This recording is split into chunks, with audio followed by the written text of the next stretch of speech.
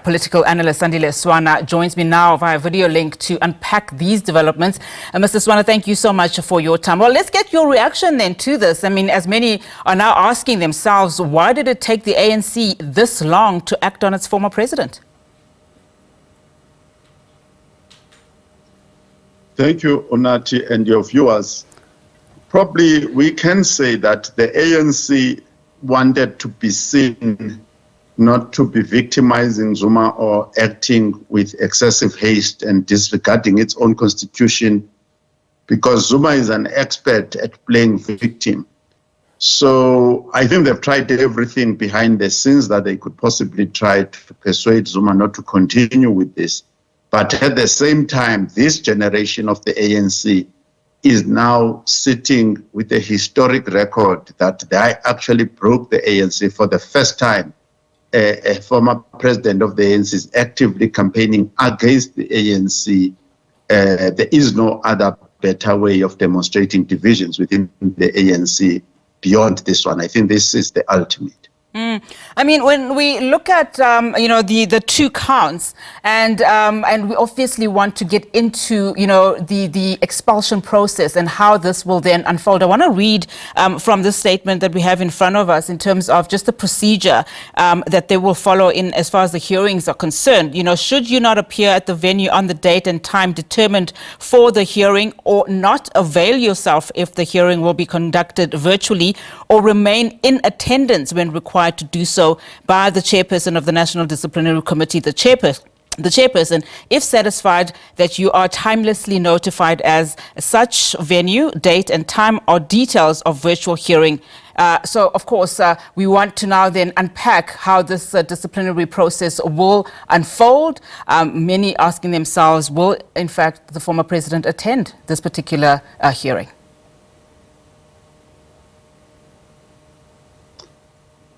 Yes, all of us know that Zuma has got some of the best attorneys in this country and advocates.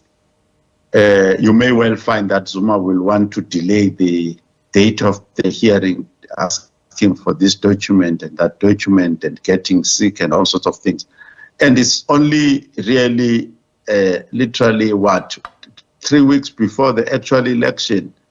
There is a chance that Zuma may not attend. I don't think Zuma is interested in attending this, and it is just going to increase the publicity. I think by the time we go to bed tonight, this thing is going to be like full of flames. It's going to be on fire, this thing. And I mean, it is, like you say, a big story, particularly because we are in one of the most crucial election years, and it is just over 3 weeks to go. And I mean, the ANC is, like you say, clear on its policies. So the foregone conclusion here, or it could signal, the end for Zuma in the ANC's ranks. In other words, after being a member of the ANC for over 60 years, the ANC might move to expel him then. Yes, I mean, reading the charge sheet and knowing the evidence behind it, I mean, we've been on TV, it's been all over. So he's a very good candidate for expulsion. But as I say, Zuma is a master. I mean, you look at how he's handled the arms deal. Till today, the case is refusing to start and then continue. It is all over the show. So I would expect that Zuma is going to make a drama, but at the end of the day, historians will already have penned it down that this generation has divided the ANC in the biggest way that has ever been seen. And in actual fact, they've eroded the support of the ANC in a manner that has never been seen in history. And I want to go to that. But before we do, I mean, like we've been saying, it is very close to elections, just over 3 weeks. What does this then mean, this development, for both the ANC and the MK party, as it campaigns, to South Africans, essentially? And as we know, there are 3 battlegrounds in terms of provinces in this country, with KwaZulu-Natal being top of that list. Yeah, electorally, and they mentioned this in the in the charge sheet that Zuma has called them the ANC of Ramaphosa.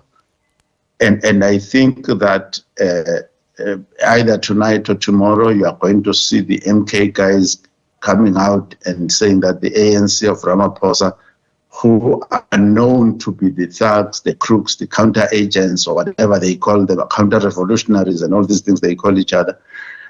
So it's going to be a major publicity benefit for Zuma. Definitely. He's going to play the victim card big time. In KZN, if you look at the statistics of KZN, my view is that MK is solidly strong there, and the ANC is already in a weaker position. I don't see this expulsion of Zuma working in favor of the ANC, not at all, not in KZN. And Zuma does have a solid support base, and the appearance of Thabo Mbeki almost side by side with Ramaphosa, who is known to be also implicated in his own scandals, that is Ramaphosa. I don't think this is going to make it easy. I think they are actually sponsoring Zuma just by making Mbeki's name appear in this matter. You know, you mentioned... Not on the charge sheet, of course.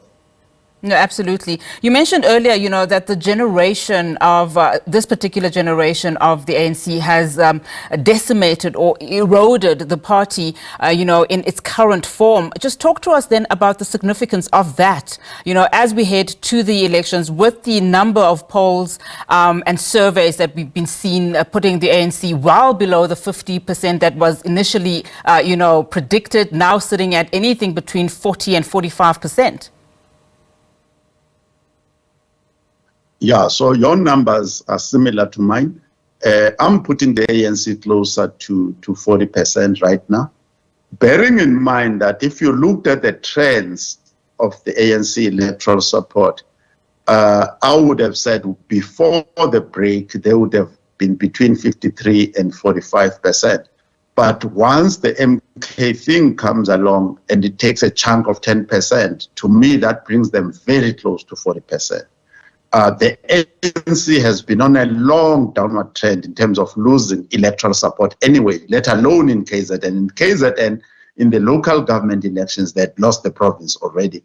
So they are going to sink, and they are going to sink in Gauteng as well. So this is just a one-way street.